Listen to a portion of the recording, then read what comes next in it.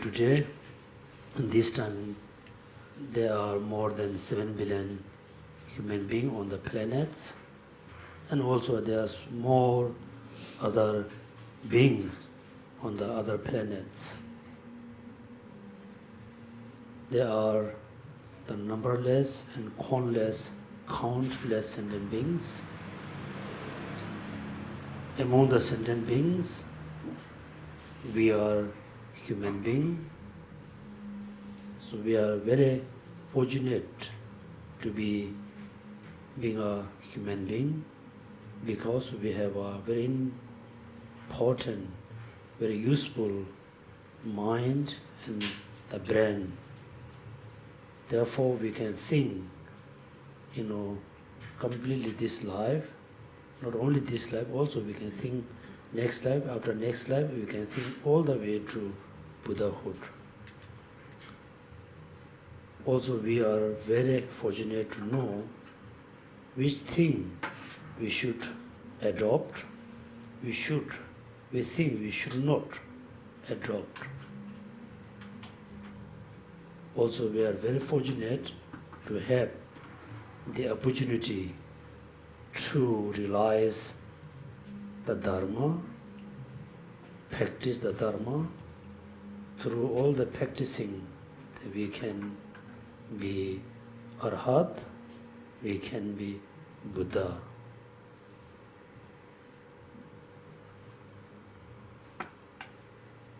If we continuously go, through the higher realms, human and the Deva, still we are in samsara. The suffering never going to end. And this is the very important occasion, very important, like a time for us, whether we continuously go in the samsara or we can stop to born in the samsara to achieve liberation in Buddhahood. The liberation in Buddhahood is not something which is, somebody can give it to us. We have to achieve. Also, samsara is not something somebody throw us into samsara. So we have to go through our own actions. Therefore, achieving liberation, going continuously in samsara is only depend on us. It is not depend on Buddha, Dhamma, Sangha, not depend on anything. It only depend on us. Therefore, everybody think, really want to be Buddha for benefit of all sentient beings. In order to achieve Buddhahood, we need to go through many practices. All the practices we must properly study, properly learn. Otherwise, we think, we practice Dharma, actually we are practicing the wrong thing. Therefore, it is so important to study properly, learn the Dharma, practices properly. Therefore, in order to learn, in order to study, in order to get the right instruction, so we need a guide, we need a guru.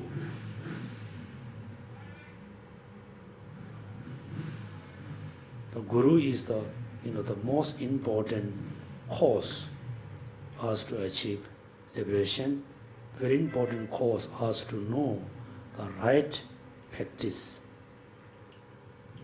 Therefore, at the beginning, everybody remember your root guru or Buddha Shakyamuni, who has the 10 qualities.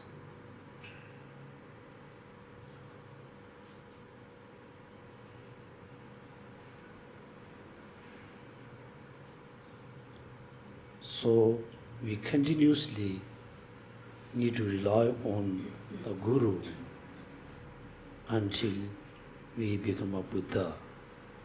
Therefore, it is so important to build the strong connection with the perfect Guru who can lead us to the Nirvana, to the Buddhahood. Please cultivate very pure belief and faith towards the Guru.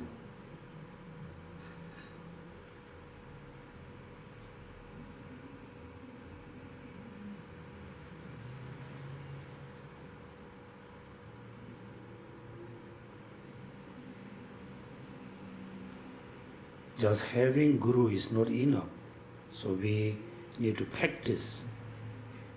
Beginning of the practice, we must practice the impermanence.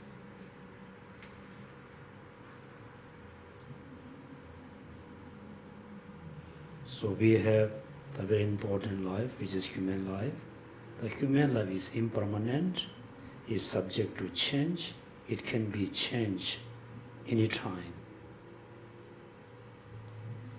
We have seen somebody who are very healthy in the morning, didn't have any problems, physically very healthy, mentally healthy, and afternoon the person has gone. Somebody was very healthy in the afternoon, has gone in the evening. So we never know when we have to live. We never know when the death comes to us. It can be happen anytime because of impermanence. Remember the impermanence and death.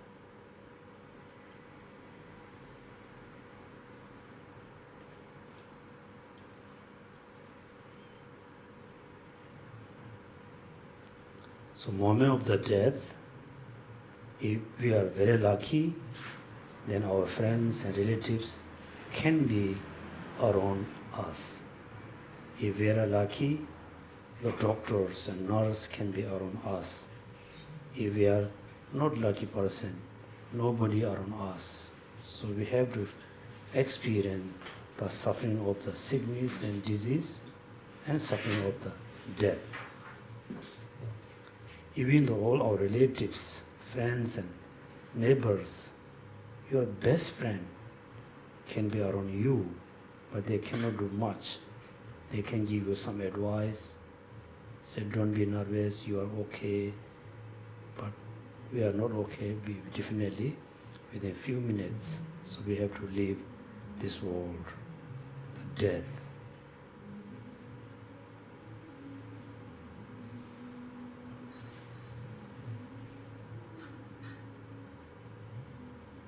So before we pass away, before we the dead, so we must achieve something which is very useful in this life, also can be very useful in the future lifetimes, which is the Dharma.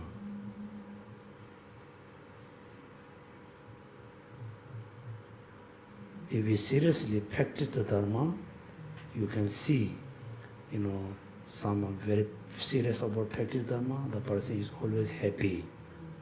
The person is surrounded by a lot of problems and sufferings, but the person can remain very happily, mentally happily, physically very healthy, because the person knows how to practice the Dharma.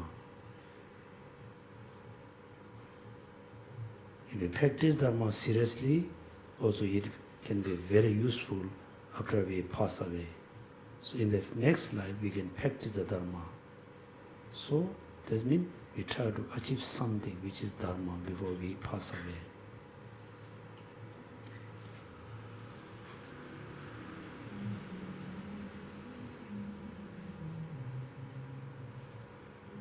So our life is impermanent.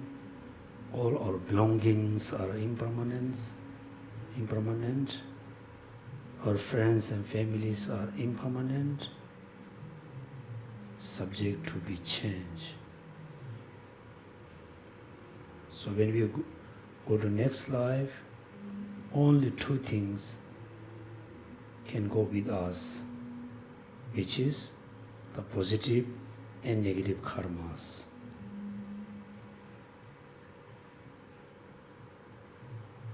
Otherwise, everything have to leave behind. Impermanence and death and karma.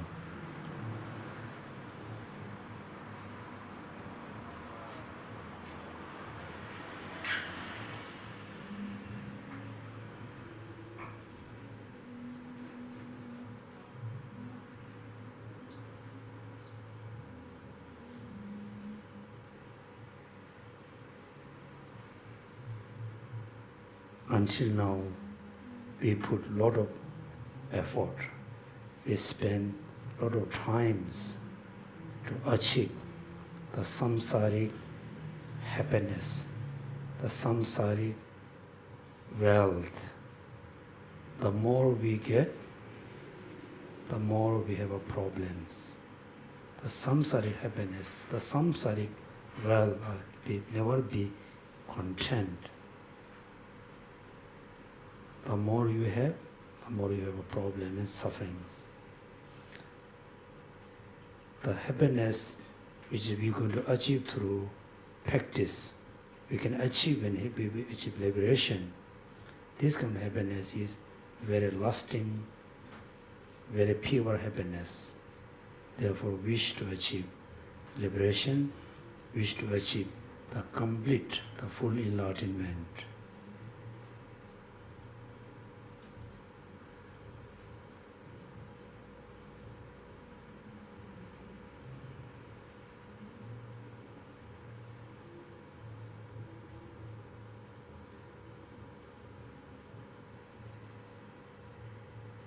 The full enlightenment, the Buddhahood, we can achieve only practice of the wisdom and methods, which is Bodhichitta and practice of emptiness.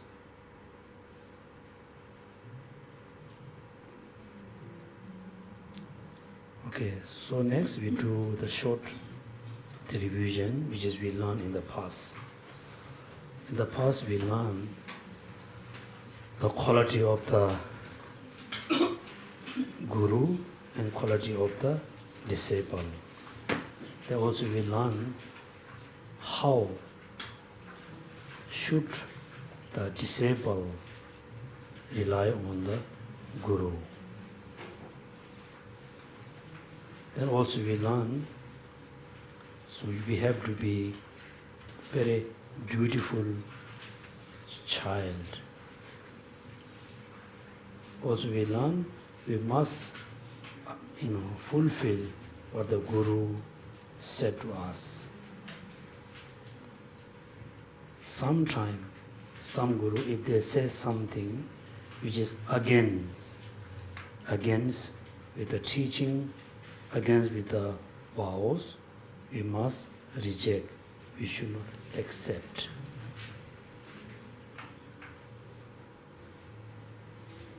So after we rely on the Guru, what shall we do? What should we do? Therefore we must remember, many Buddhist people, they are very happy just rely on the Guru. They are very happy just respect of the Guru. They are just very happy just make offering and take the Guru. It is not enough. We have to go further than. So what should we do? So we have to practice the Dharma through rely on the teachers.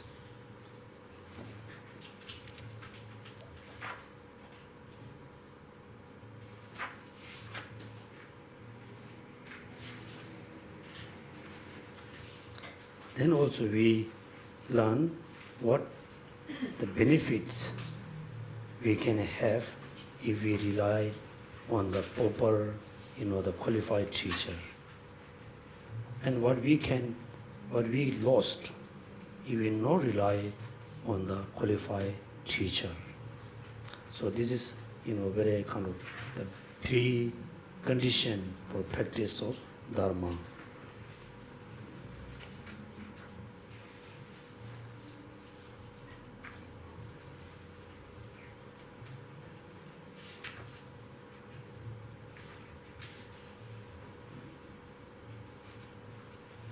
So page number 91, the summary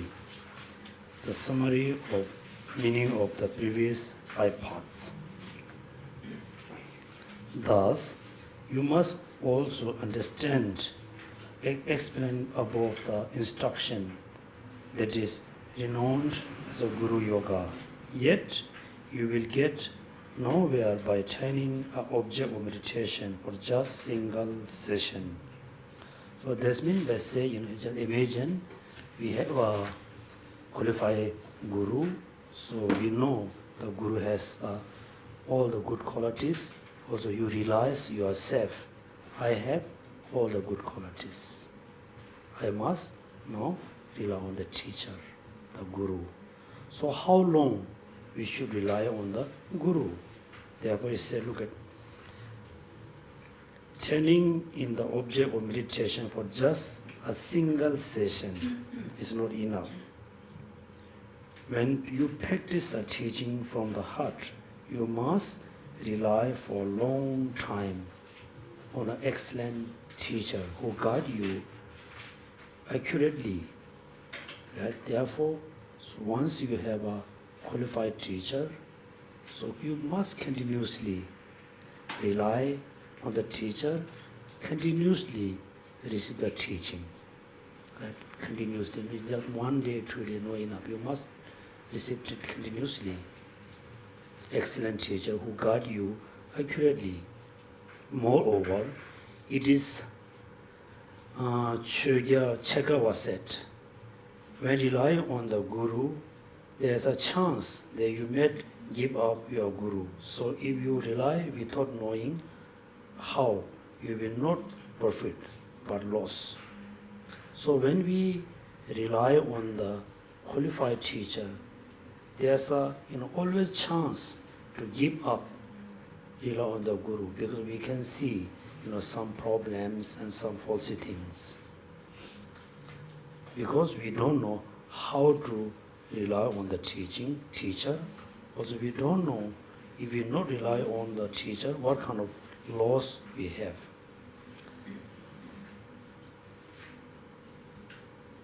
Therefore, this topic, rely on the teacher continuously, this topic concerning relies on the teacher are clearly the foundation of our deepest aspiration, which is more important than anything else.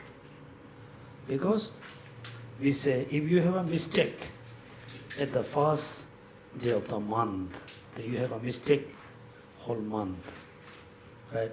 Therefore, at the beginning, before we really seriously practice Dharma, first important, find the qualified teacher. You try to have all these qualities. Then you rely on the Guru continuously. When you rely on the Guru, all Gurus are not Buddha. Even though when you have a Guru who is a Bodhisattva, and he or she has a mistake, he or she has a problem, you can see it. Therefore, after you rely on the teacher, Guru, you already accept the Guru based on the 10 qualities. Then someday you can see some kind of problem. You should not look, you should not think that perspective. You always think the positive perspective. Otherwise, it's so difficult to find, so difficult to get the qualified pure Guru the G-generation time. Right? Therefore, you must know how to rely on the qualified Guru. Consistently, I have taken the station from the uncorrupted scripture. Therefore, Lama Tsong-kha-pa, quoted many quotations from different texts in order to show This is the most important. Okay, next, chapter 5. So after rely on the Guru, as said just before, many people say, oh, he or she is my Guru. It's just, just having Guru is just very satisfied, right? You just have a Guru, you feel very happy, which is good. You not just rely on the person, you must receive the teaching. Not just receiving teaching, then you need to practice, right? That means you must, when you're sick, you must see the doctor continuously. Get a prescription, eat the medicine continuously. If you just buy, the medicine one time, then that just cannot cure the one time.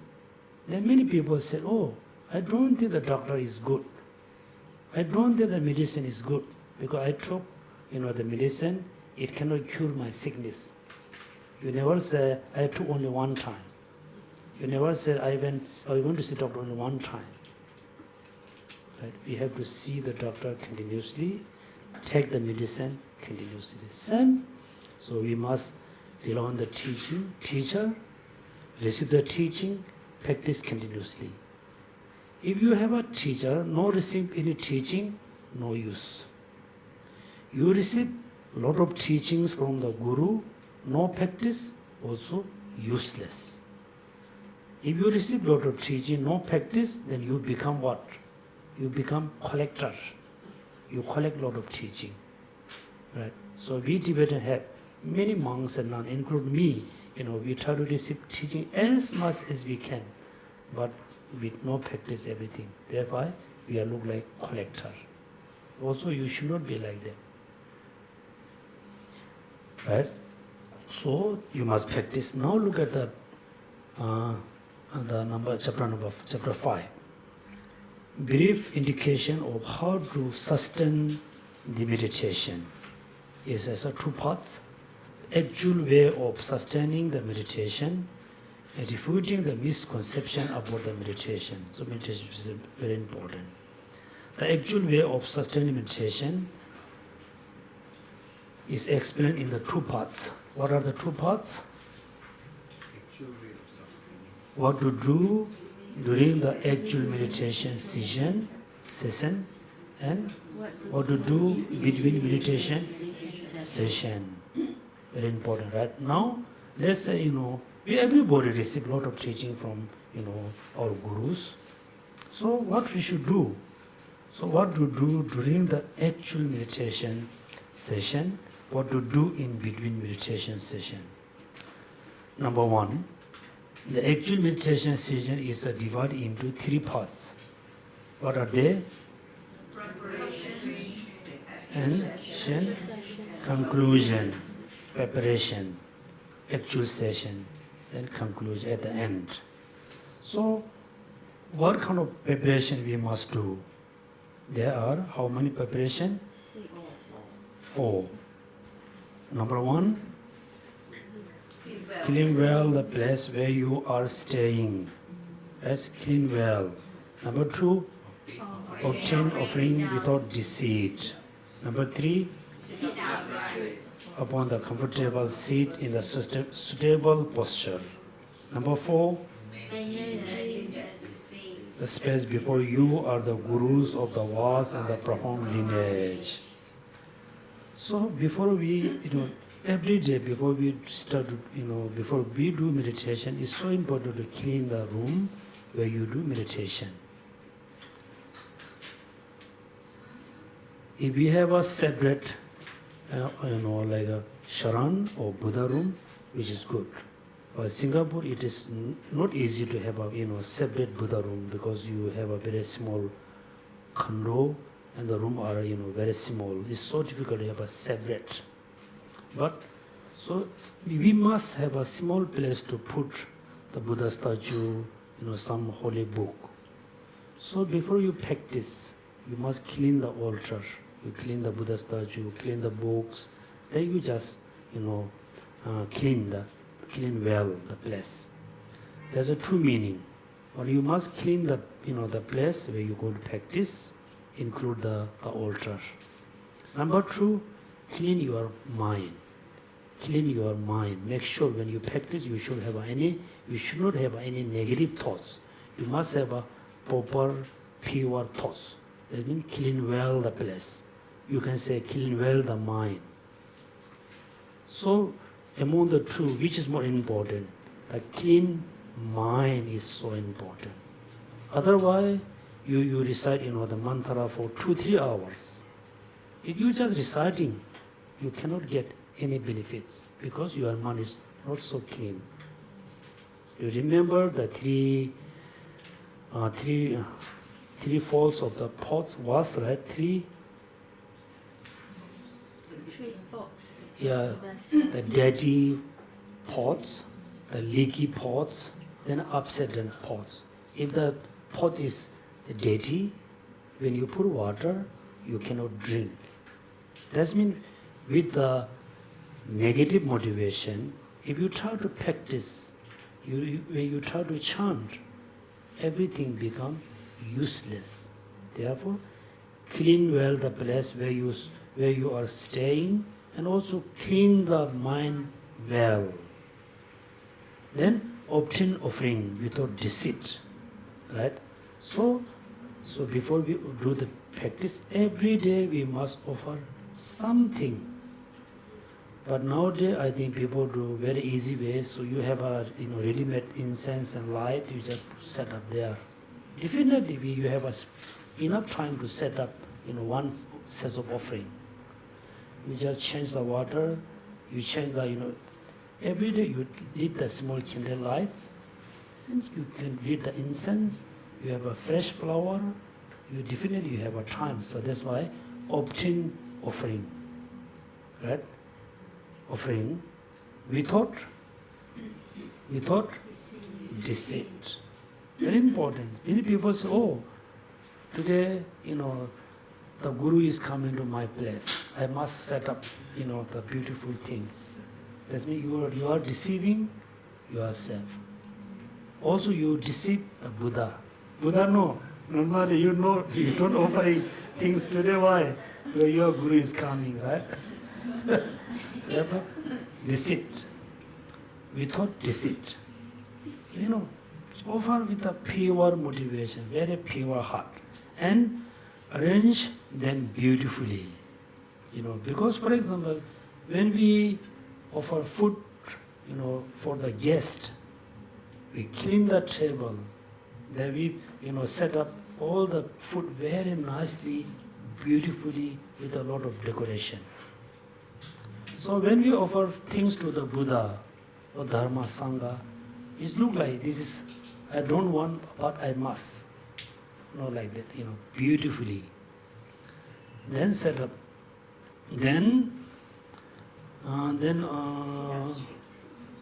beautifully sit up straight upon the comfortable seats in such stable posture. Then you have to sit very the proper way.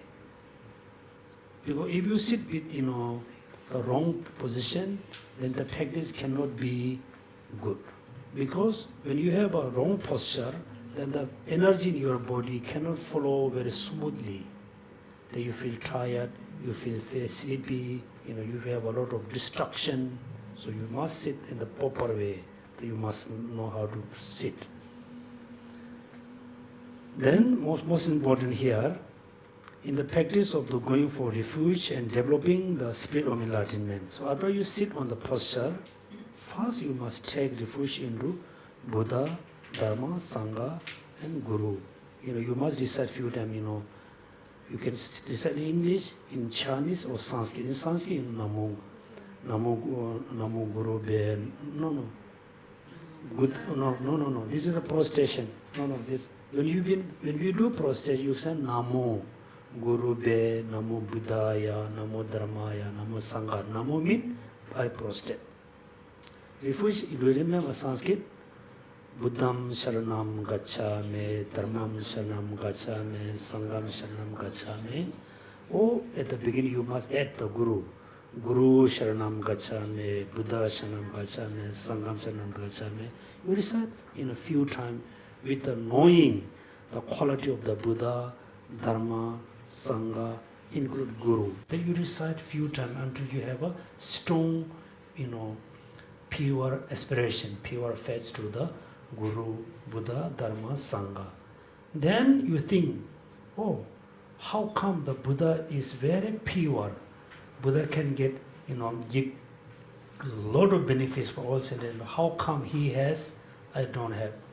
Because he is a Buddha. How he or she became a Buddha? Because practice of Bodhichitta. Then next, you generate the Bodhichitta, right? Bodhichitta. So we learn the 7 cause and effect.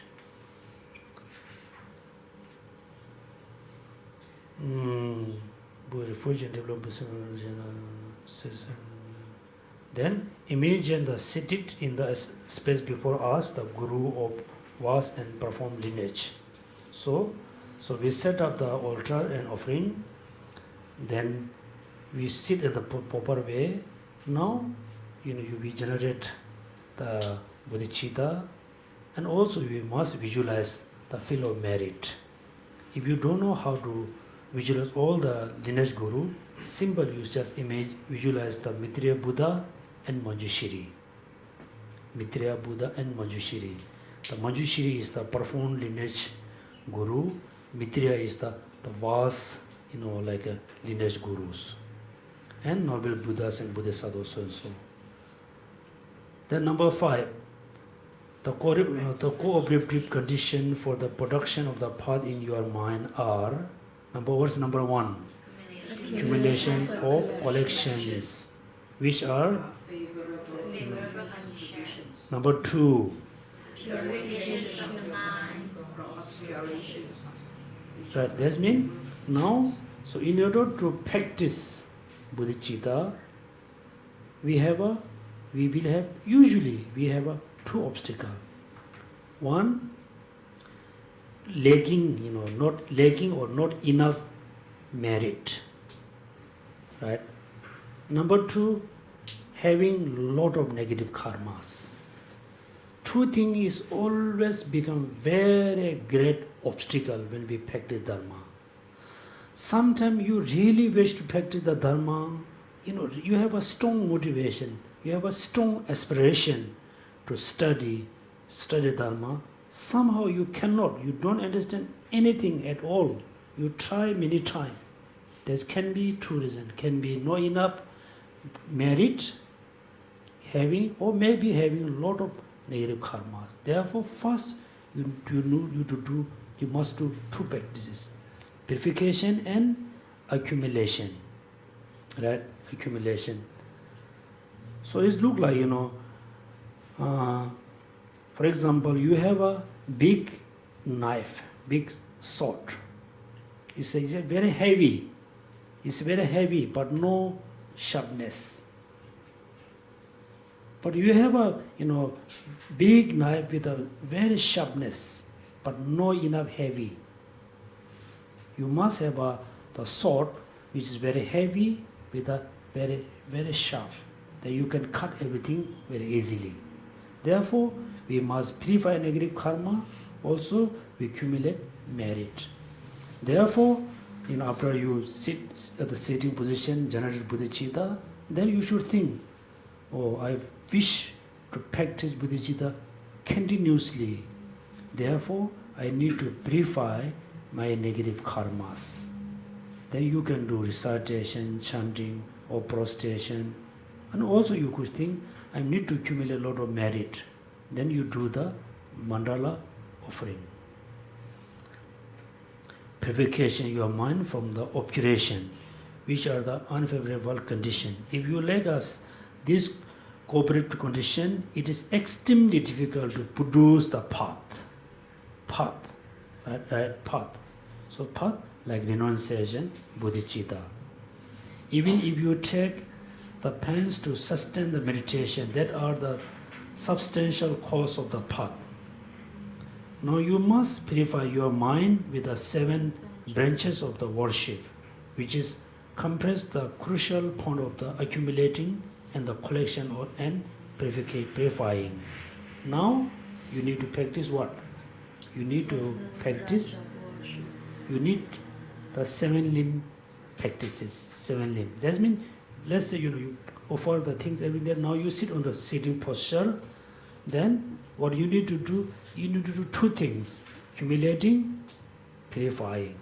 In order to do this, what you need to do? You need to practice the 7 limb practices. What are the 7 limb? Number 1, Prostration.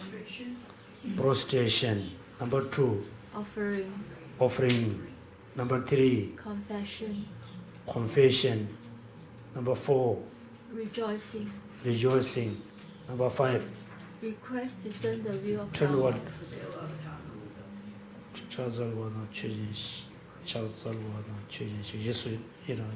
And number 6, supplication for what?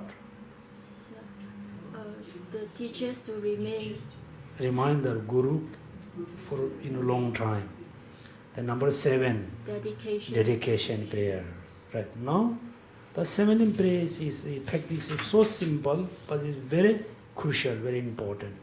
So you do the prostration, the physically, verbally, mentally. When you have a time, you do the long prostration with the recitation and with the clear visualization, with the strong faith. That means 3 together, right? Physically, you are doing prostration. Verbally, you are chanting, you are reciting some mantra. The mentally, you must have a pure faith, pure aspiration, pure motivation. Then prostration. The number 2, offering, right? So offering must be the 7 types of offering is we call in the common offering. Then uncommon offering, you can visualize, this space is full of offering like incense, flower, so and so. This is offering. So the prostration can be most important antidote for ego and pride. Offering must be important antidote for stingy or attachment. Then 7 limb prayers, right? 7 limb prayers, you must remember 7 limb prayers. Among the 7, in all 7 practices, we can include into how many? 7 practices we can put into 3 practices. What are they? Accumulation, purification. Accumulation, purification, then multiply. Yeah, multiply, right? So among the 7, how many for accumulation merit? Obeisance, offering, rejoicing, imploring, and supplication are the morally accumulation. The confession is clear away the obscuration. Then dedication, right? Dedication is the for multiplying. So rejoicing has 2 types. You can rejoice other people, other sentient being, positive activities. Also, you must rejoice yourself. You must rejoice your own dharma activities. So if you rejoicing other dharma activities, you're going to accumulate a lot of merit. If you rejoicing your own practices, is multiplying more and more. Right? That means the 7 limb practices we can include into 3 practices. Practice of accumulation, practice of purification, practice of multiplying. Right? This is the kind of preparation. Now you can see the 2 types of preparation. One is the physical preparation, set up the offering, how to sit, how you can sit on the cushion. Then the rest of it is more like the mental preparation. It's a preparation. So you should not be just, happy only having all the preparation. You must do the real meditation. Now, actual session.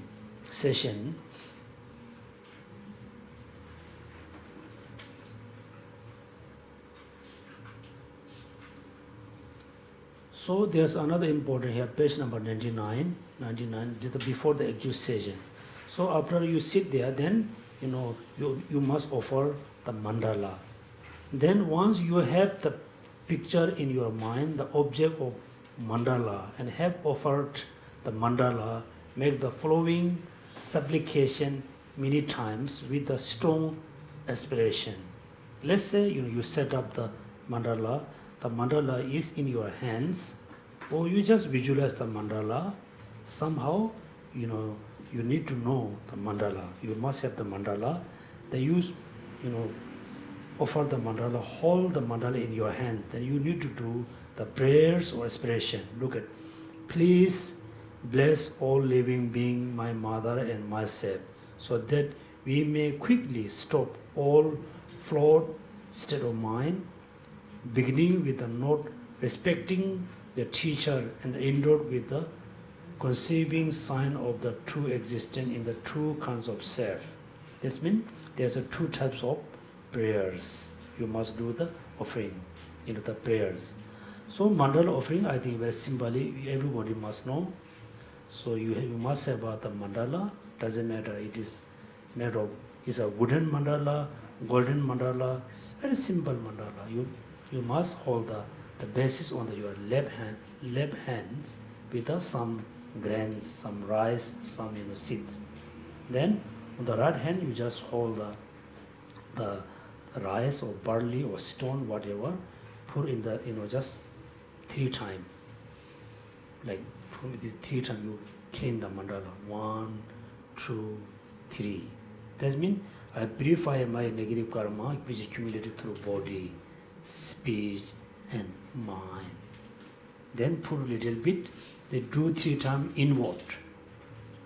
I'm going to receive the blessing and energy from Buddha body, speech and mind. Then you pour the grains or the stone, they put the fast ring. Then you must recite the verses. That there's an order how to offer mandala. Okay. Then actual session, how to sustain the meditation in general. That which is known as meditation is the act of sustaining an object meditation and pacify the objective specific object aspect by repeatedly focusing your mind upon the virtuous object of meditation. So as a Buddhist, many people interested to do meditation, but they really don't know how to do it. Therefore, look at sustaining an object of meditation and specific object aspect by repeatedly focusing your mind upon the virtuous object of meditation. The virtuous object. Many people try to do meditation on the flower, simple like small like stone. Those are the kind of practice, part of practice how to do meditation. Those are not actually meditation. Also, many people always do the breathing meditation. Focus on your breath continuously for like 20 minutes or 30 minutes or 1 hour. This practice also is a precondition of the actual meditation. It cannot be the proper meditation, because focus on your breath is not the breath is not the virtuous object. So the best at the beginning, as a beginner, you must visualize the Buddha's statue, because you can have 2 benefits. One, when you visualize the Buddha statue, Buddha, certainly you accumulate merit. Also you have a lot of aspiration to be like him. The second most important benefit, so moment of the death, when we are in the hospital or when we are on the bed, almost we know, I'm going to die tonight. Then suddenly you can visualize the Buddha because you already have a experience, you already have a habit to visualize the Buddha. Therefore, you can, most important, generally, you can visualize the Buddha. The Buddha statue is the virtuous object. Also, impermanent, emptiness, compassion, renunciation, those are the virtuous object. When you meditate on impermanence, it can reduce the wrong concept about the conditioned phenomena. Let me look at the virtuous object. All object cannot be object of meditation. Virtuous object. Then once you remember, once you able to visualize the object of meditation, then repeatedly, repeatedly, you focus on it continuously. If you meditate on 1 or 2 times, few days, then you cannot achieve the meditation. That's why I say repeatedly.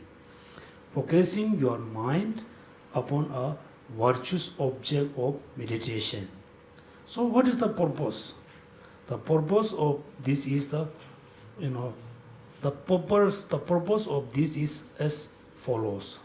For beginningless time, you have been, you must remember, what is the main purpose of the meditation? Can you tell me without your Lamrim? What is your main purpose doing meditation? What did Lamrim said? Make the mind serviceable. Huh? Let the mind more serviceable towards Here, virtues. the purpose of this is as follows. From beginningless time, you have been, it is read, you have been under the control of your mind. Right? Since, let's say, beginningless time, so we have been under whom? Under the control of our mind. That mind. Your mind has not been under your control. That means, beginning this time until today, I am under the control of my mind. Right? Not I control the mind. That mind control me. I cannot control the mind. So now it must be opposite. After you do meditation, you must control the mind, not the mind let you control. Right? Right now look at, when you feel to sleep, the mind feels, say you sleep. Then what we do? We sleep. The mind says go there, we go. The mind is always, being boss. Since today, we have to be boss of the mind. We order the mind, stop here, don't wandering anywhere. Practice compassion. The mind just practice compassion. So this is the main purpose. The purpose of this is as follows. From beginningless time, you have been under the control of your mind. Your mind has not been under your control. Furthermore, your mind tend to be obscured by the affliction and so forth. Thus, meditation aims to bring the mind, which is give rise to all the faults and the follows, under control and this mind of services. Then, after you do meditation, then your mind becomes very flexible, right? Very flexible. When the mind becomes very flexible, very serviceable, that means when you wish to meditate on compassion, the mind just transforms as compassion. Then stay there continuously a few hours. Right? This is the purpose of meditation.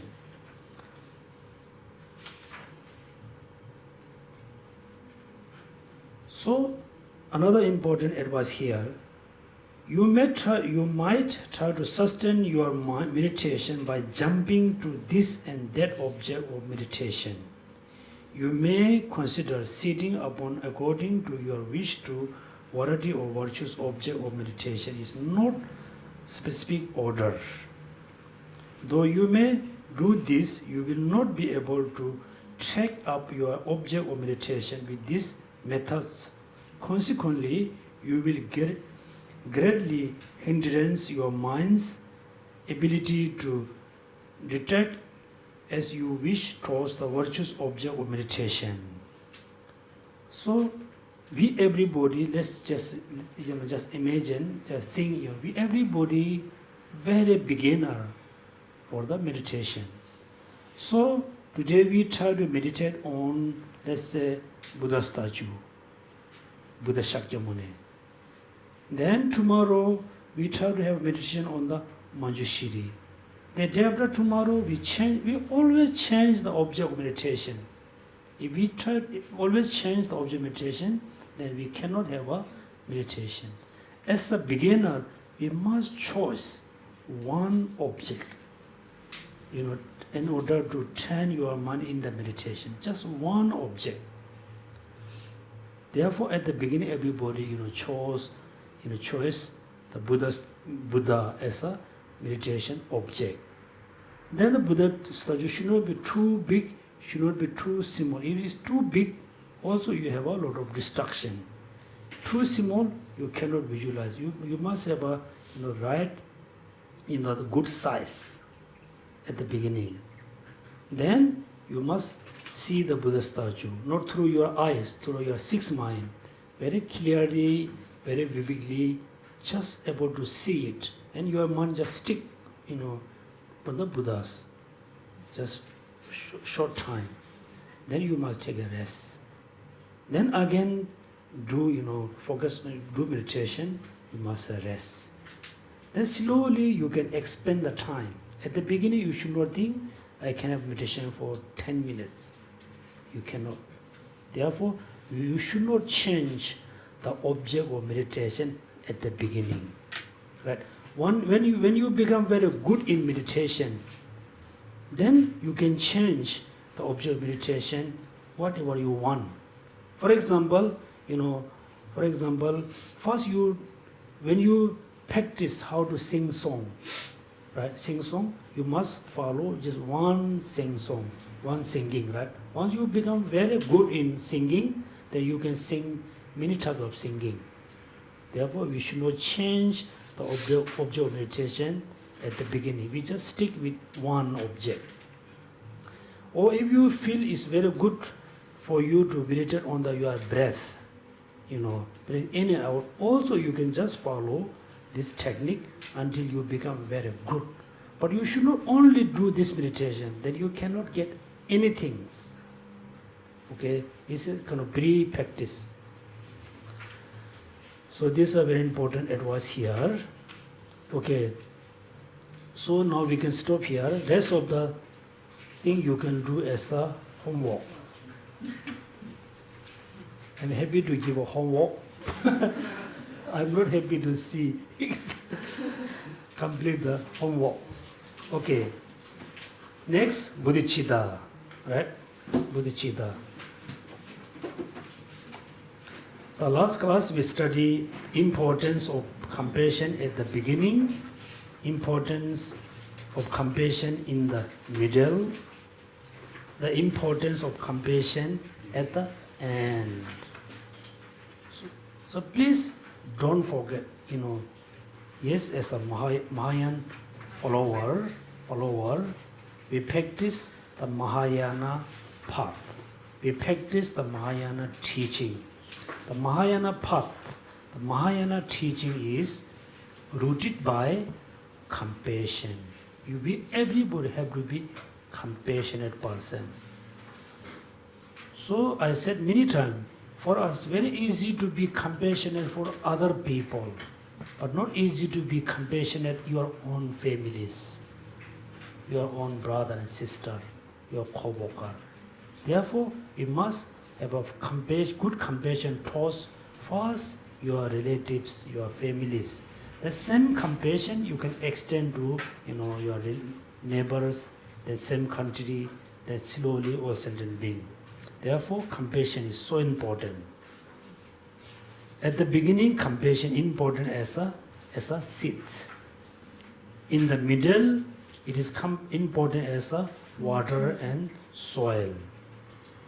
And at the end, it is important as the ripen the fruits.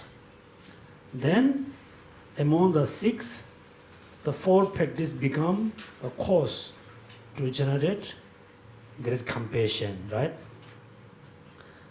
How the first four personal instruction, recognizing of living being as your mother through the development of the love, cause of the compassion. That means among the seven, the first four is the cause to generate great compassion. Then last two are the result or effect of the great compassion. Right? So this is for you very easy to understand, but not easy to practice.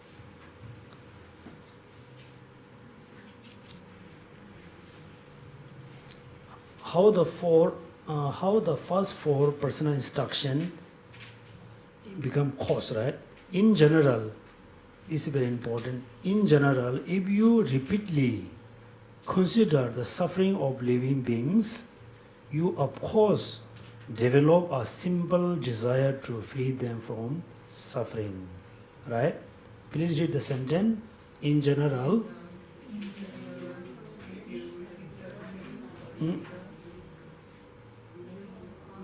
okay, it's okay. You can read your own, it's whatever speed. It's really okay. Why ask you to read? Because I don't think you really read the sentence in your home. In general, if you repeatedly consider the suffering of living beings, you of course develop simple desire to free them from suffering. Right? For example, when you think somebody has a lot of suffering, then suddenly you have a strong desire, a person, wish to free from suffering. Right? This is one thing. Then next here, however, to develop these altitudes easily, strongly, firmly, you must first what? Cherish this being and have an affection for them. Right?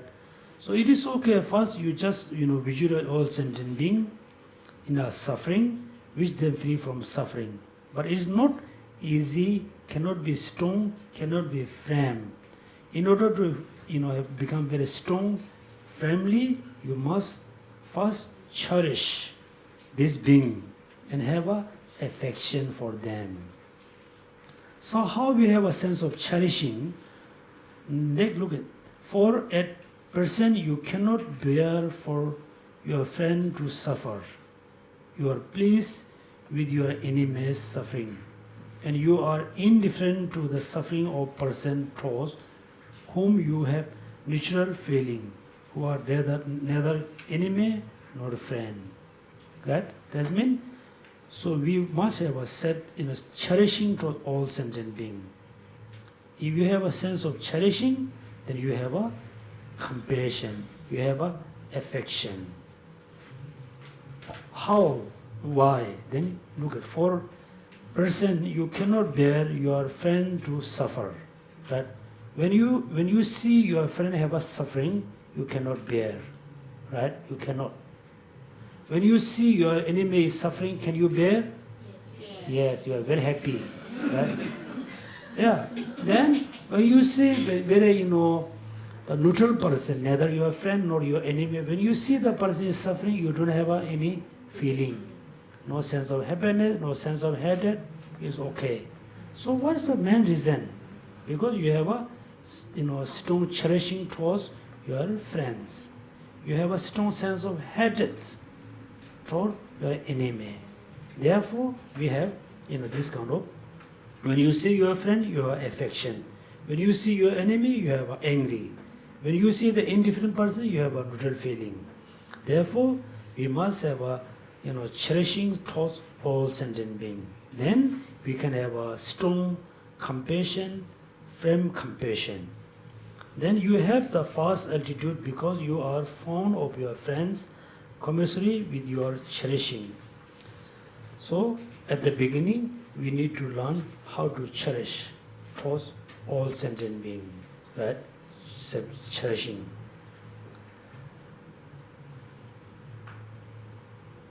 Then,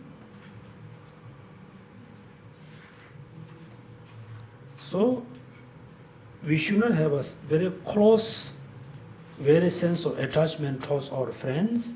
We should not have a sense of hatred towards our enemy. We should not have an indifferent feeling towards indifferent person. We must have a cherishing towards all sentient beings. Right? When you have a cherishing, what you will have? You will have a affection. Affection. Love. When you have a love, you have a compassion. Right? Compassion. Therefore, first you must recognize all sentient beings as your dear mother. Then number 2, you must remember their kindness. Then number 3, you must remember, repay their kindness. Then you have a love. Then you have a compassion. Right? Once you have a compassion, then for us very easy to have a number 6, wholeheartedness. We say altruism, the easy way. Next, page number 32. Consequently, in order to have affection for living being, cultivate the view that they are close to you, like friends or relatives. Since your mother is the closest person to you, cultivate recognition of all beings as your mother. Also recollect their kindness as your mother and develop the wish to repay their kindness. These 3 steps. Which are the 3 steps? These 3 steps. Recognizing, Yes. Yes. Mother. Huh? Then number 2, develop the love. No. Oh yeah. Recognition, remembering, repay. 3 steps. 3 steps are the how you learn to cherish and have affection for all living beings. For example, first you look at, based on this lifetime, of course everybody recognize our mother, then many times, many people really forget, how mother is so important. So when we grow up and the mother become bit, angry mother, then we start to hate the mother, right? So mother is very no good, so and so. But we don't remember how she raised up. So therefore, you must remember your mother, then remember her kindness and wish to repay. Once you remember your mother kindness, suddenly you have a sense of affection based on mother. Then slowly you must recognize all sentient beings same as my dear mother. Mother, right? Then in order to know this, you must remember the countless life. Beginnings, less life. 3 steps. These are how you learn to cherish and have affection for living being. The result of these 3 steps is a love that consider living being to be loved, beloved, just as a mother consider her only child. This love gives rise to compassion.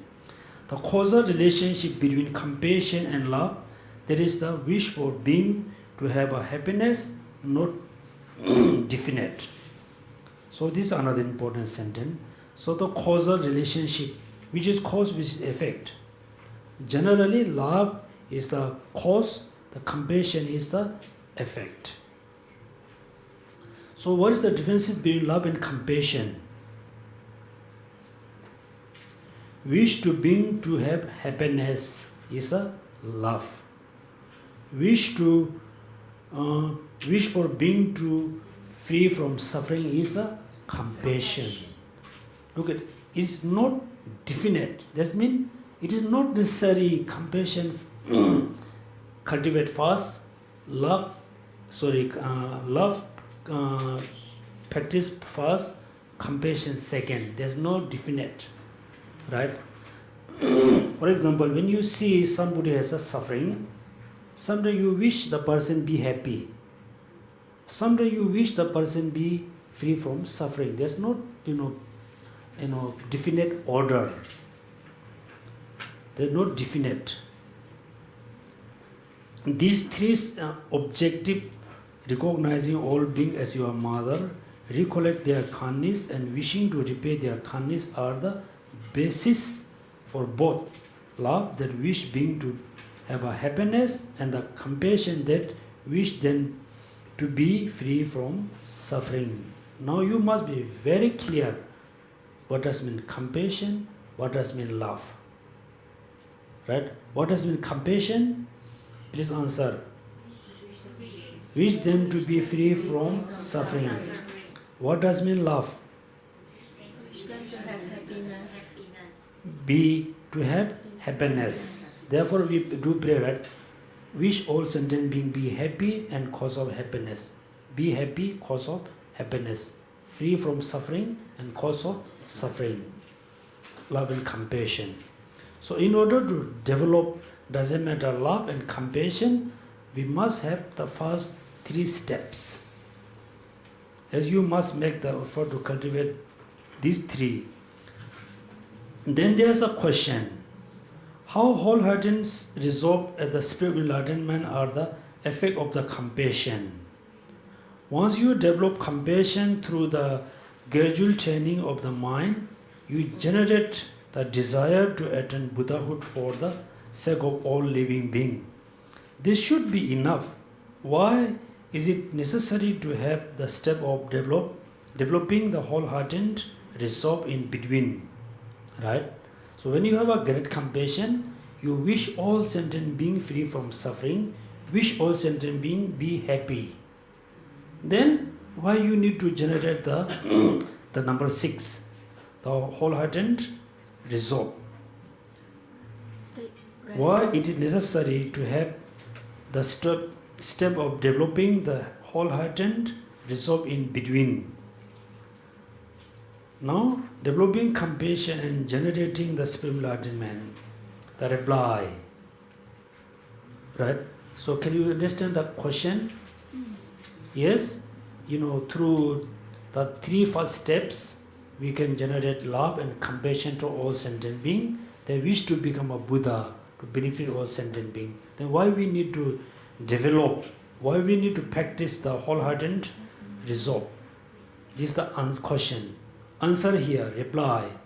Although Charvaka and Pratyeka Buddha have the immeasurable love and compassion whereby they think, if only being could have happiness and be free from suffering, the non-Mahayana follower do not think, I will take on the responsibility to remove the suffering and to provide the happiness for all living beings. That now you can see the differences between Charvaka, let's say, Hinayana practitioner and Mahayana practitioner.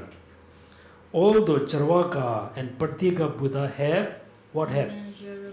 The immeasurable love and compassion, whereby they think, what they think? If only being could have happiness and be free from suffering. Right? Right now we have, when we see suffering being, wish the person be happy, wish the person free from suffering. We just have a sense of just wishing. Right? Look like we are Charvaka and Pratyeka Buddha. We are look like Hinayana practitioner. This non-Mahayana follower do not think. What they do not think?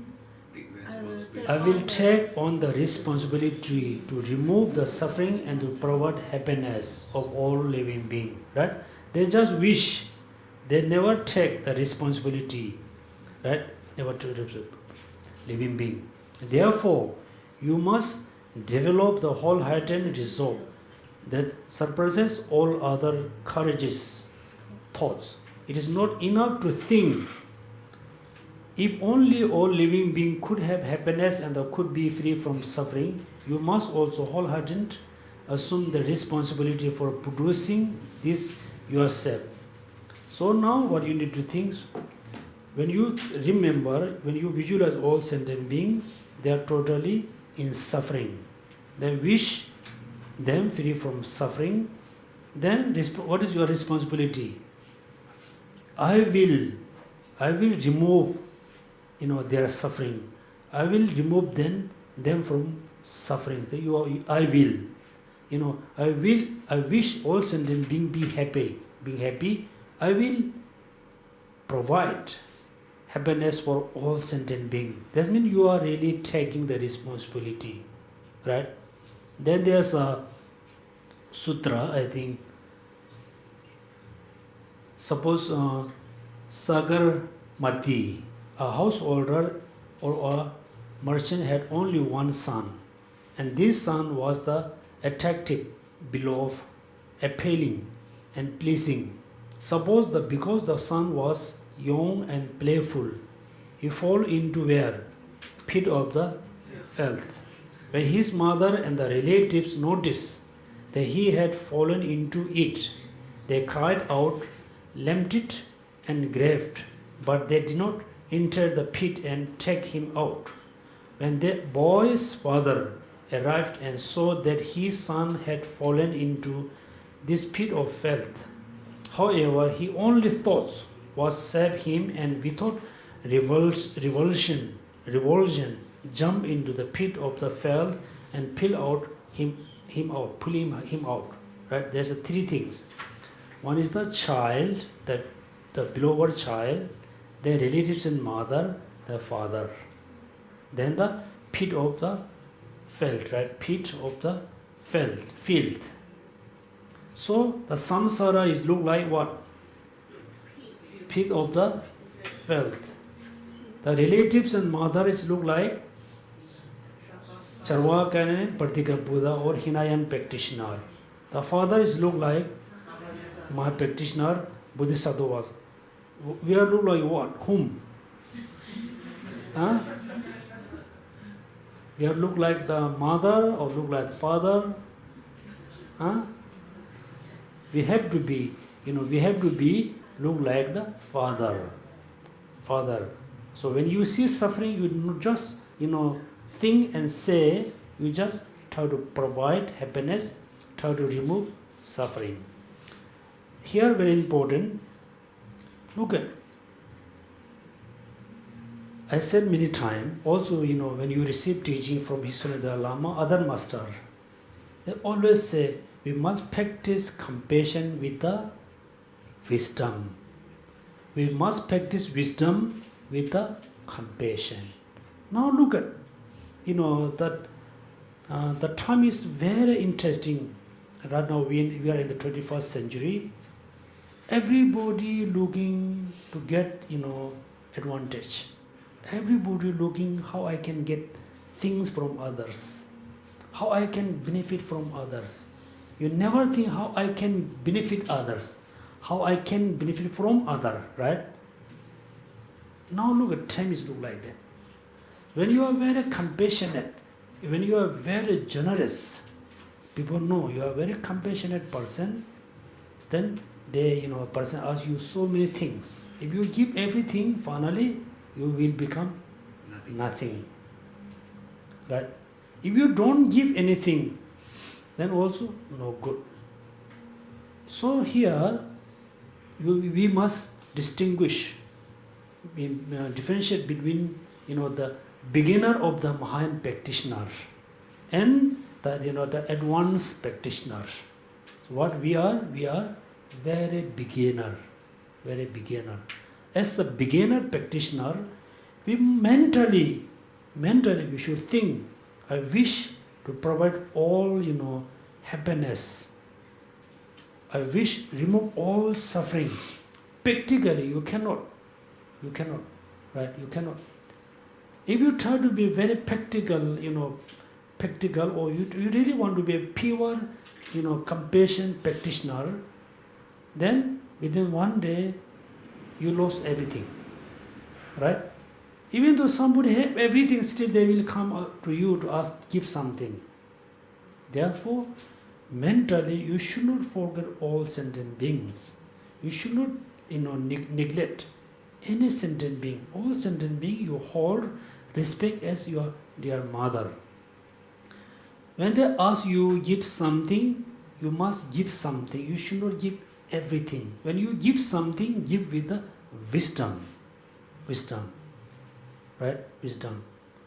Therefore, so compassion is very important. You have to be practice. You must practice compassion with the wisdom. That means not just wishing. You must take the responsibility in the mental level, not the practical level. Right? If you try to be very practical, compassionate person, then if you really don't care about this life, if you really don't care about this life, you are really okay to give up everything. You are really okay to be beggar. Then it's a different case. A different case. In Singapore, I don't think you have become beggar. You're not allowed to sleep on the street, right?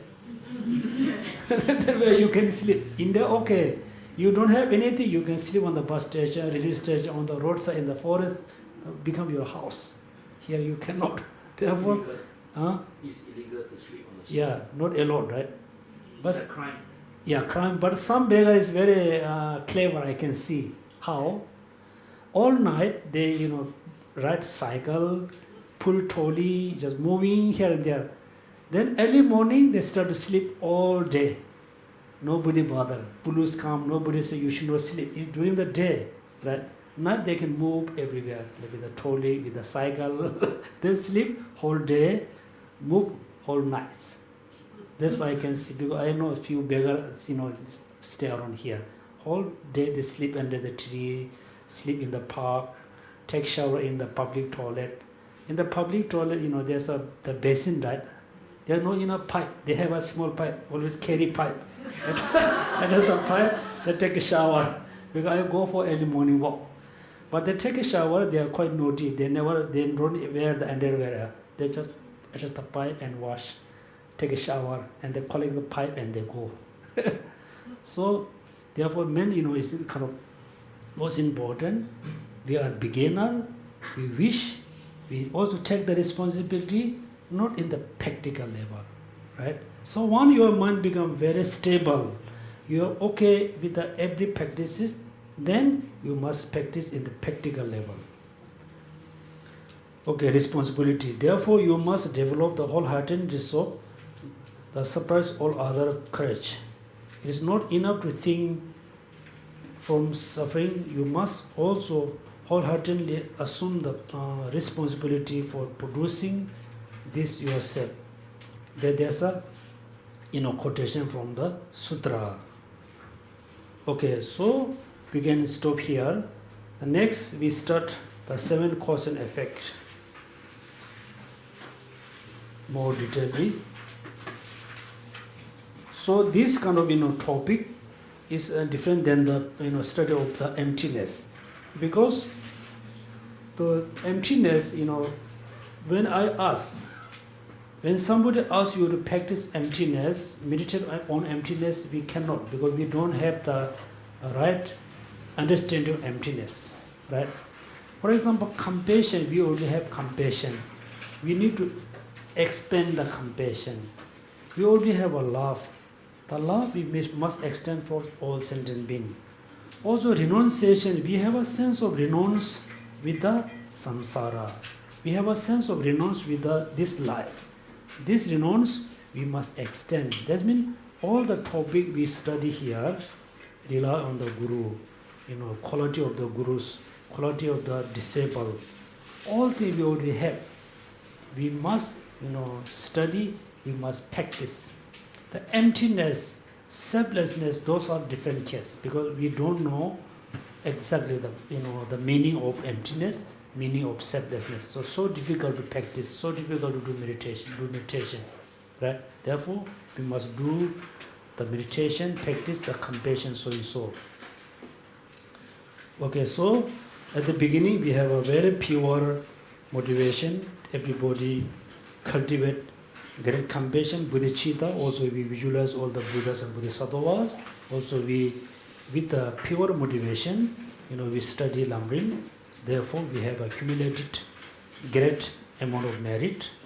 This merit, please dedicate to benefit all sentient beings. Please dedicate for becoming Buddha. Also, this day, we have so many lineage gurus all over the world. All lineage guru, giving lot of teaching. All the teaching can benefit for many people. Also, dedicate the merit to have a long life. All the lineage gurus, and also, as a human, we live in the human society. Living in the human society not easy. We facing a lot of problems and difficulties. So also we dedicate the merit to overcome, any kinds of difficulties, any kinds of situation.